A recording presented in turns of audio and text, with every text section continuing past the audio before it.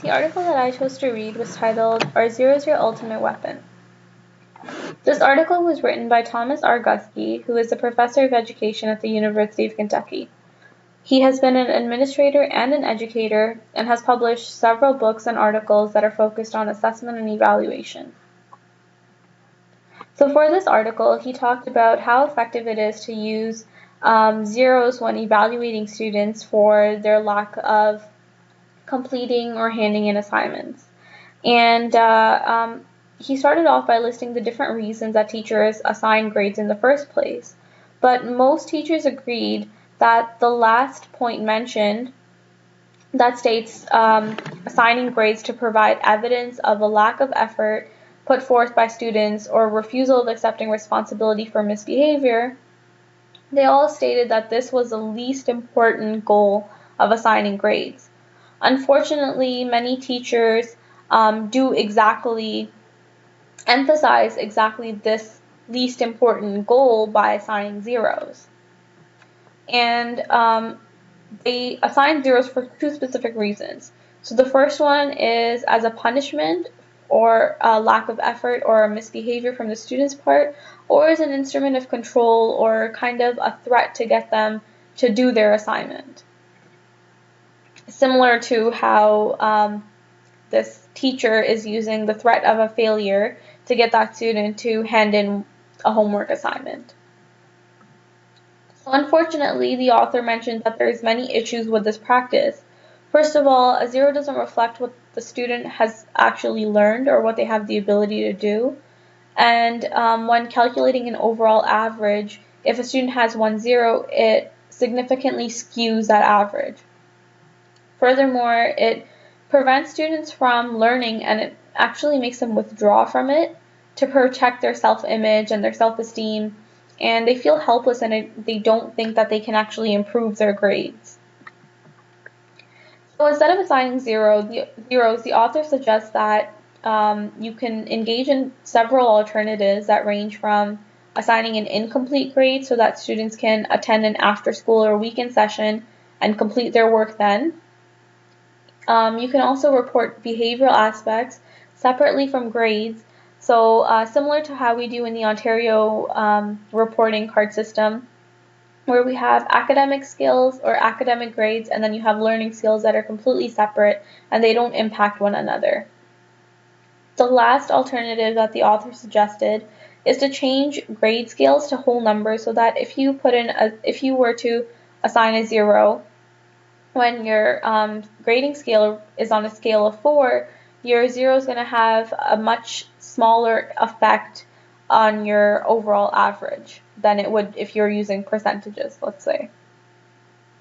And he ended off the article by saying that if we're to develop honest and fair grading, we really have to consider what the purpose of assigning grades is. If we were to truly reflect on this purpose, then we probably would want to abolish using zeros completely. So the Growing Success document mentions that the primary purpose of assessment and evaluation is to improve student learning. And like the author mentioned in his article, we're not exactly improving student learning by discouraging students from it and assigning them zeros. So it wouldn't be a wise practice to assign zeros when evaluating or assessing students because you're not really improving their ability to learn. Furthermore, the Growing Success document goes on to say that it's important to report grades and learning skills completely separate so that teachers can provide feedback to students, to parents and students that's specific to those two areas and that they're not intermingled. And another point mentioned in the Growing Success document was that when school boards are creating policies related to late or missed assignments, for evaluation, they need to ensure that any mark deduction that they choose to engage in doesn't result in a mark that misrepresents what the student's actual achievement is, similar to how the author mentioned that zeros don't represent what the student's actually achieving. And the last point mentioned in the Growing Success document is that if you do support these students and help them, you're only meeting what their individual needs are, and it shouldn't be considered a form of unwarranted special treatment because that's just what the student's needs are to be successful. So previously as a student, I had thought that it was unfair to give some students more time to work on assignments because it didn't provide any kind of reward for students that had actually completed their assignment on time. Also, I thought that giving out zeros was a little bit more relevant to the real world, and a future employer or a university or college professor probably wouldn't tolerate any late work, unlike in high school. I also thought that giving out zeros encouraged students to be lazy and not get the assignments done on time. So I didn't think that it was a very effective tool to not give out zeros. But after reading this article and after reflecting a little bit, I realized that there's a lot of extenuating circumstances that could perhaps contribute to students not completing their assignments. And finally, this article has convinced me that giving out zeros has more of a negative impact than a positive one, and the purpose of grading should be to encourage students to learn, not to discourage them.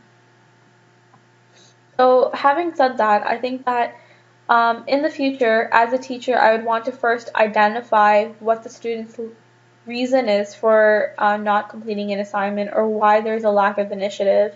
I would then want to create an action plan to target that lack of initiative rather than punish the student and take that opportunity of success away from them.